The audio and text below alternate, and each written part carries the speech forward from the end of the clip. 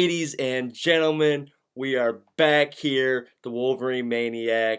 Took a little bit of a hiatus there, but I'm back. So we're here to recover some of the old basketball stuff. So we're gonna go back quite a bit. We took that loss to MSU.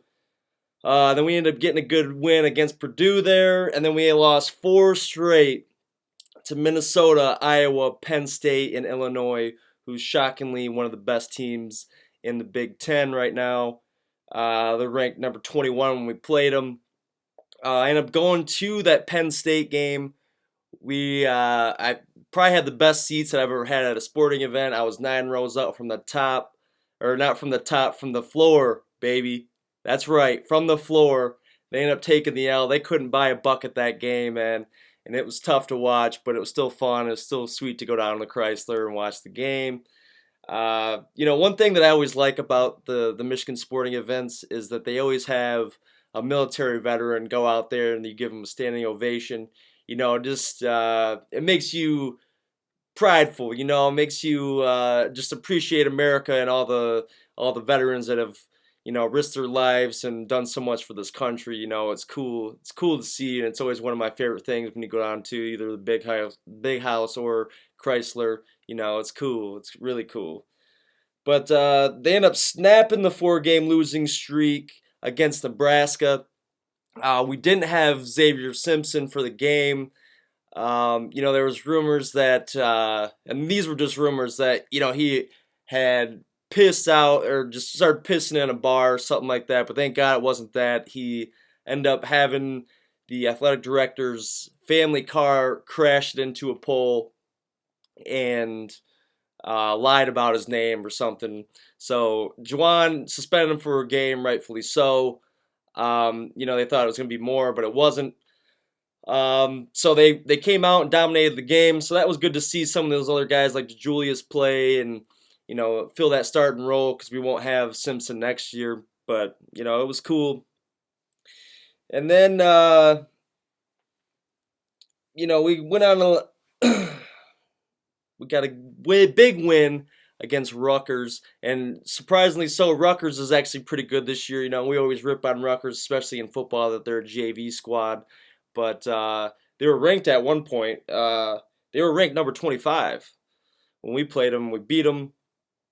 So, and then we came back with a loss against Ohio State. I had that controversial foul on Simpson where he was falling, pulling the guy's jersey down.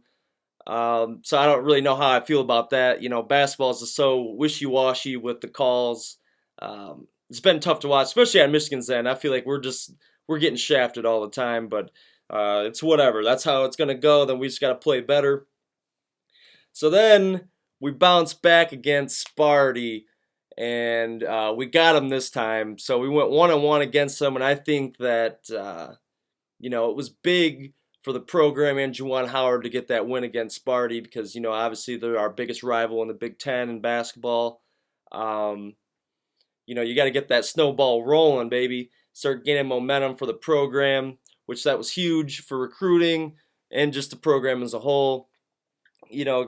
That's where Jimbo and the football program messed up. You win one of those games against Ohio State. For example, let's say we stop that guy, RJ or TJ Barrett, whatever the hell his name is, can't think of it right now. We stop him on that fourth down. We're winning the game, and who knows what happens after that with recruiting, just confidence as a whole for all the players and the program itself. So it was good to see that. And Simpson was actually hitting threes that game. It was crazy. We had Livers back as well, which has hurt us all season. He's had problems with the groin. So him coming back just brought a good energy, and he brings scoring, which is awesome, and he's fun to watch. So it was good to get a W against Spartyville, and it's going to come down to the wire for these games because the tournament's coming up. They have us. Last time I seen, they had us at like an 11th seed. So these games coming down towards the end, the big games too, like Maryland, I still believe that they're at the top of the Big Ten right now, which is kind of surprising too. I know they had a lot of players back, but still, you normally got your Michigan States up at the top. So, we got to keep dominating. And we had two big wins against Northwestern and Indiana in dominating fashion. We beat Northwestern 79-54, and then the last one was Indiana 89-65. So, our resume is looking pretty good. When that 4-game losing streak was going on, I honestly thought that we weren't going to make the tournament. I'm like, man, this season's over. We're going to the NIT. Consider us the NIT champions, baby. But no, I think we're going to make it to the dance. They have 10 teams from the Big Ten projected to go to the big dance. So that's exciting. It's exciting for the Big Ten. It just shows how crazy the Big Ten's been this year, man. It's been a crazy conference. One of the toughest ones out there. And I honestly feel like the tourney is pretty wide open as well. There's not just a couple teams. You normally have like your Kentuckys or Duke that's like, wow, they're going to go all the way. They're the number 1 seed. They're looking good. They got a bunch of pro players on their team. But I honestly don't think it's the case this year. I think it's pretty wide open. And I'm not saying that Michigan can go all the way, and I'm not saying that they can't. But you get hot at the right time, like they have in the past, and it could be big things coming in March, which we all hope so. I think a big thing is the emergence of like Austin Davis. He's been playing really well. Franz Wagner starting to get into a rhythm. And if that guy can start hitting some of his threes, we're going to be a really, really dangerous team coming up here in the future. Oh yeah, I forgot. Mr. Dale D'Antoni. Mark D'Antonio stepped down. Kind of a dumpster fire over there at Spartyville for the football program. I don't really know all the details, but they got their coach now, Mel Tucker. And I don't know, man. That was a pretty wild thing, and he's staying in the athletic department, making $1 million a year. I don't know. That was just a whole crazy thing, but I'm not even really going to go into it because it doesn't relate to us. We got Rutgers tonight, I believe at 9 o'clock. I'm going to try to watch the game. I switch shifts, so I'm working 7 days a week on second shift, sometimes 2 to 10, 3 to 11, whatever, just out here grinding. It's really all I got for today.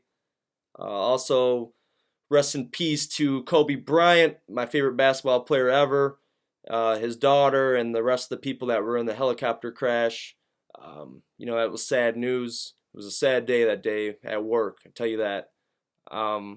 So tonight, Rutgers, go blue. Let's make this tournament. Let's have a good run in the Big Ten tournament, baby. I'll see you guys soon. I'm going to try to be more consistent with this.